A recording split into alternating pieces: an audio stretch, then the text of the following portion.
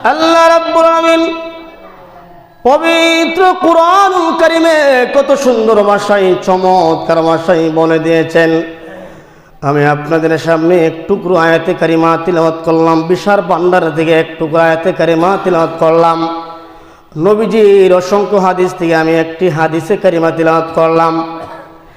আল্লাহ রাব্বুল আলামিন বলেন, ইয়া আইয়ুহাল্লাযীনা আমানুত্তাকুল্লাহা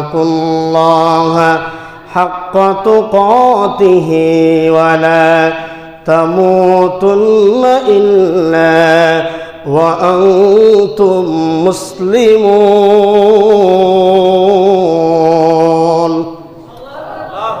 আল্লাহ রাব্বুল আলামিন ডাক দেয়া কই, দুনিয়ার মানুষ তোমরা শুনো শুনো, ও দুনিয়ার বান্দারা, আমার আল্লাহ কোনো বেঈমানকে ডাক দেয় নাই, কোনো কাফেরকে ডাক দেয় নাই, কোনো মুনাফিকদের বাচ্চাকে আমার আল্লাহ ডাক দেয় নাই।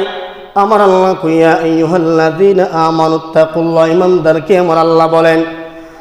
আমার আল্লাহ কই, দুনিয়ার মানুষ, ও দুনিয়ার বান্দা বান্দিরা, তোমরা শোনো, আমি আল্লাহকে তোমরা ভয় করো। আমার আল্লাহ বলেন, আমি আল্লাহকে তোমরা ভয় করো। হাক্কা তুকাতি, আমরা কেমন ভাবে আল্লাহকে আমরা ভয় করব? আমার আল্লাহর পরে আয়াতে আমার আল্লাহ কয়, হাক্কা তুকাতিহি, আমি আল্লাহকে তোমরা ভয় করার মতো ভয় করো। জোরে কোন সুবহানাল্লাহ। আমার আল্লাহ বললেন বই করার মতো, বই করার জন্য রে বাবা।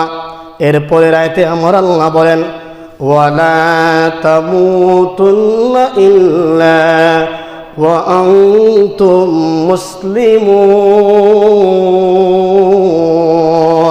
জোরে করে আল্লাহু আকবার।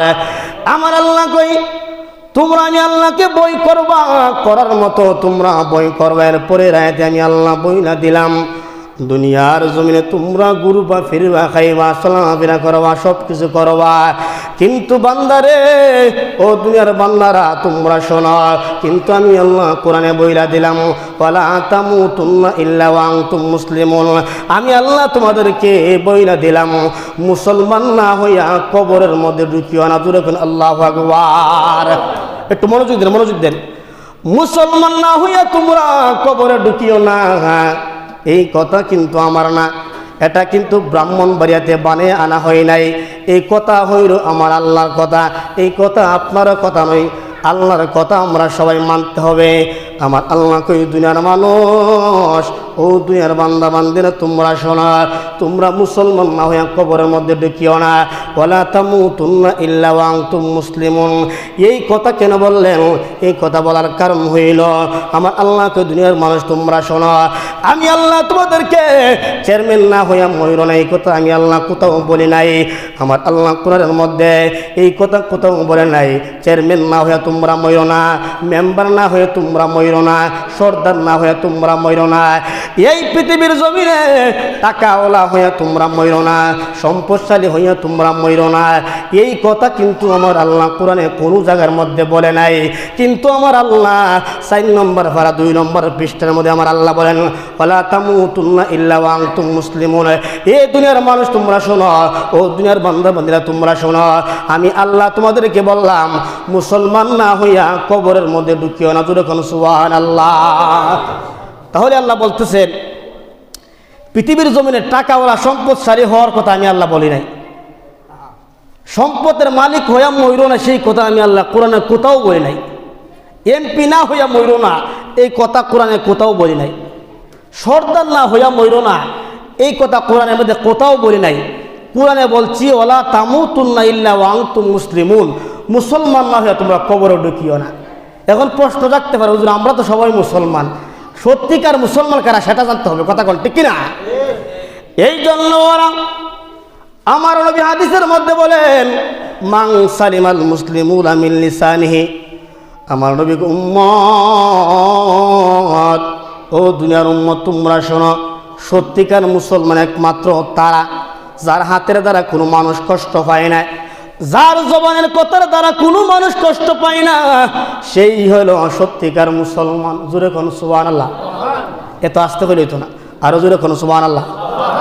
নবীজি বলতেছেন মান সালিম আল মুসলিমুনা মিন লিসানিহি ওয়া ইয়াদিহি, যার হাত দ্বারা কোনো মানুষ কষ্ট পায় না, যার জবানের কথার দ্বারা কোনো মানুষ কষ্ট পায় না, যার আঘাতের দ্বারা কোনো মানুষ কষ্ট পায় না, সেই হলো মুসলমান সত্যিকার। জোরে কোন সুবহানাল্লাহ।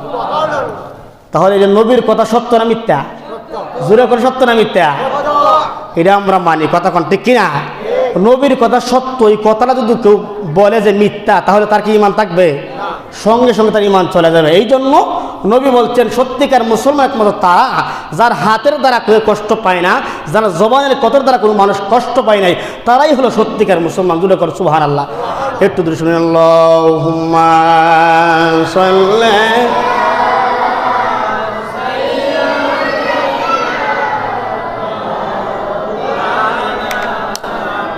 محمد وعلى آل سيدنا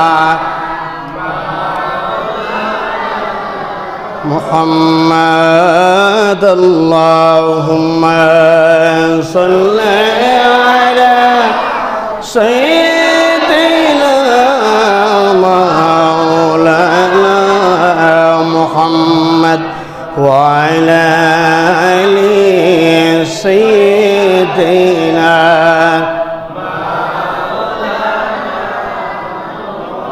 জোরে জোরে কোন সুবহানাল্লাহ।